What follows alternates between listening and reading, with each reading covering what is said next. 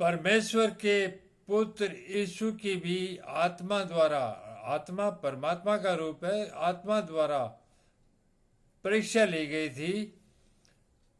यीशु की परीक्षा, तब आत्मा यीशु को जंगल में ले गया। शरीर अलग है और आत्मा परमात्मा की उसी में है। तब आत्मा यीशु को जंगल में ले गया ताकि इब्लिस से उसकी परीक्षा हो, इब्लिस शैतान से उसकी परीक्षा हो।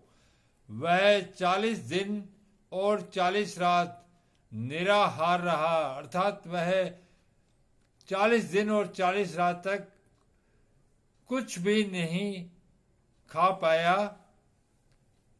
तब उसे भूख लगी। जब वो 40 दिन और रात भूखा रहा तो उसे भूख लगी। तब परखने वाले ने पास आकर उससे कहा, जो परख रहा था शैतान, उसने उसके पास, यीशु के पास आकर कहा, यदि तू परमेश्वर का पुत्र है तो कह दे कि ये पत्थर रोटियां बन जाए। तू परमेश्वर का पुत्र है, तुझे क्या दिक्कत हो सकती है? तो तू ये बोल कि ये पत्थर रोटियां बन जाए ताकि तेरी भूख की तृप्ति हो सके।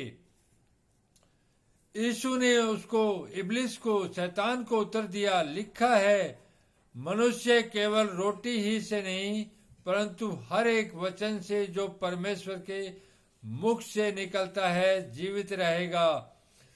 परमेश्वर के पुत्र यीशु ने इब्लिस शैतान को यह जवाब दिया कि मनुष्य केवल रोटी से नहीं, रोटी से ही मनुष्य जीवित नहीं रहेगा परंतु हर एक वचन से जो परमेश्वर के मुख से निकलता है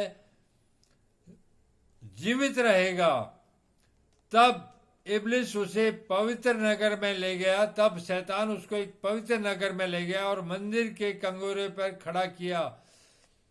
उस मंदिर के बहुत ऊंचाई पर मंदिर बना हुआ, उस पर, उसके कंगूरे पर खड़ा किया और उससे कहा, यदि तू परमेश्वर का पुत्र है तो अपने आप को नीचे गिरा दे, क्योंकि लिखा है, वह तेरे विषय में अपने स्वर्गदूतों को आज्ञा देगा और वे तुझे हाथों हाथ उठा लेंगे, कहीं ऐसा न हो कि तेरे पांव में पत्थर से ठेस लगे। दोबारा उसको, यीशु मसीह को इब्लिस शैतान मंदिर के ऊंचे कंगूरे पे ले गया ताकि उसको गुमराह करके और खत्म करवा दे। यीशु ने उससे कहा, यह भी लिखा है कि तू प्रभु अपने परमेश्वर की परीक्षा न कर। तब परमेश्वर के पुत्र ने इब्लिस शैतान को उत्तर दिया कि ऐसा लिखा है कि तू अपने प्रभु परमेश्वर की परीक्षा न कर।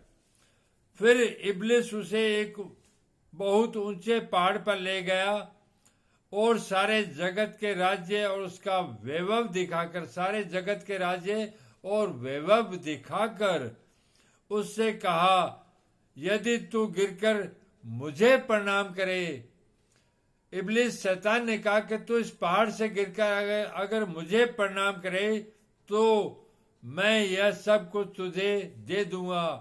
अर्थात इस पहाड़ से तू गिरकर मुझे प्रणाम करे तो ये वैभव, ये धन दौलत मैं तुझे दे दूंगा।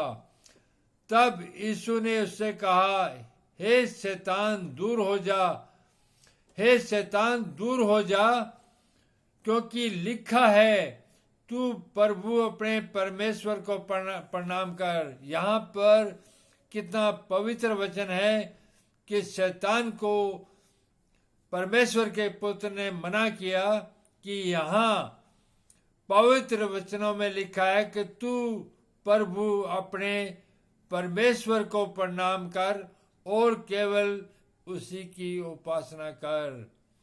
तो हमें भी अपने परमेश्वर को ही प्रणाम करना है और अपने परमेश्वर की ही उपासना करनी है।